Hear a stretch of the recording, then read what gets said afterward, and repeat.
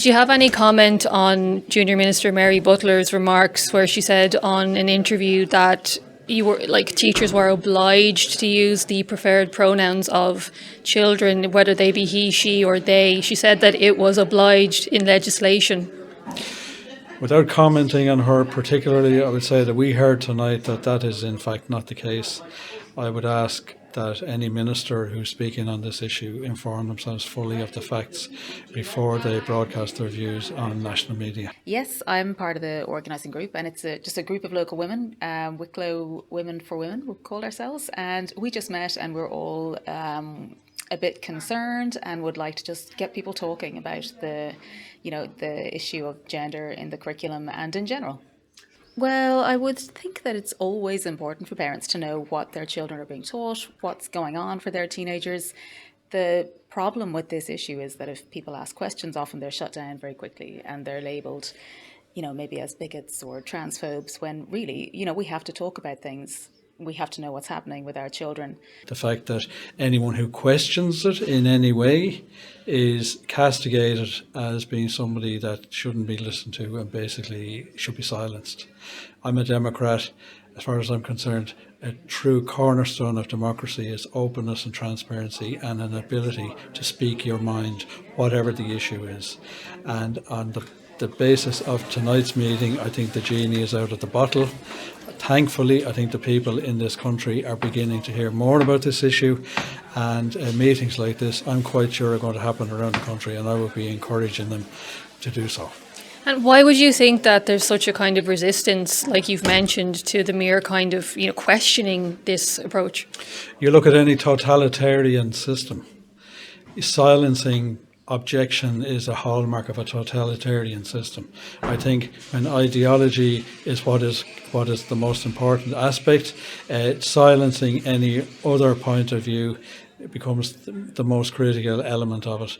And I think we haven't realised until these courageous women started speaking about it, what is being done in our name. And I would particularly like to take the opportunity to call it the national politicians in our Dáil and Shannon for the fact that they don't seem to have been alive to what has been happening over the last 10 years, and I would call on them to look again and consider what is being done in all of our names. I'm Stella O'Malley, I'm a psychotherapist and I'm the director of GenSpect. And I think it's very important that we acknowledge age and stage when we're teaching children. And I think the level of maturity of the child really matters. And if you teach a child a complex concept before they're ready, they'll learn it badly, and they'll have a mangled understanding of the concept.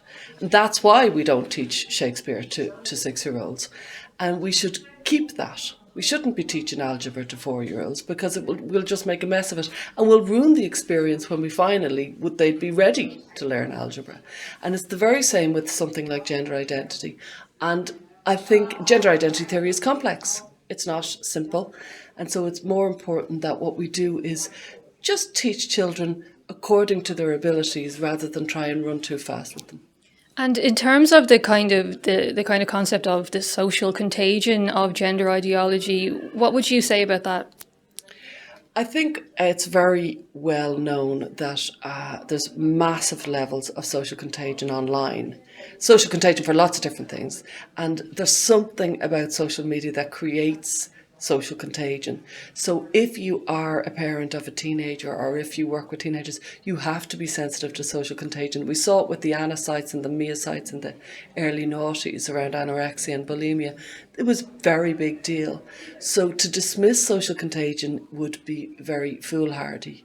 And in the context of gender, it's very important that we would just acknowledge that peer influence is massive when you're a teenager, and to deny that is to do wrong by young and vulnerable people. What, if any, connection is there between children expressing different genders and autism? There's extremely high links between gender and autism.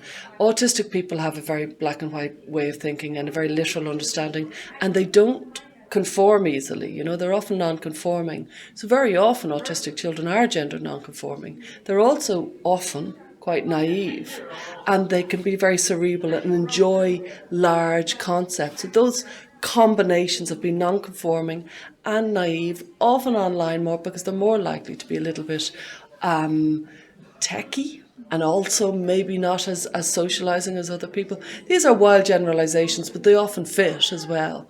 And for these reasons, they can be very attracted to the whole gender construct.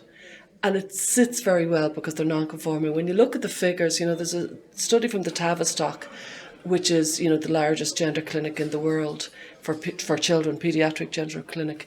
And there was 48% of those children in one study who had autism. And then when you talk to Paul Moran from the National Gender Service in Ireland, and he spoke about in the Sunday Independent how the children coming from the children's services up to the adult services, he said 90%, up to 90% of them were autistic. This is a massively linked combination, and we need to make sure that we're looking out for vulnerable people.